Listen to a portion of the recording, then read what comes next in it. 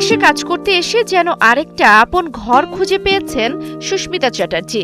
রাক্ষস সিনেমার শুটিংয়ে সিয়াম আহমেদের বিপরীতে অভিনয় করতে গিয়ে মুগ্ধ হয়েছেন দেশের আতিথেয়তায়। সম্প্রতি ছবিটির শ্রীলঙ্কা অংশের শুটিং শেষ হয়েছে। কাজের ফাঁকে ভারতীয় গণমাধ্যমে তিনি জানান, বাংলাদেশের ইউনিটের আন্তরিকতা তাকে সত্যি মুগ্ধ করেছে।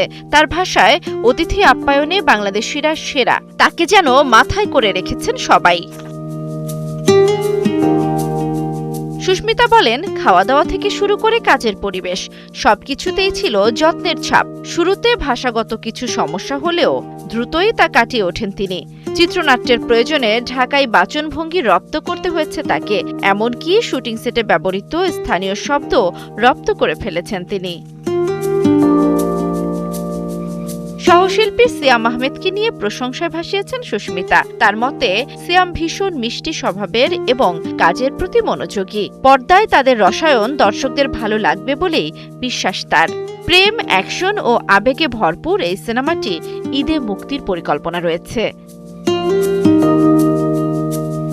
জান্নাতুল দোলনা, ৭১।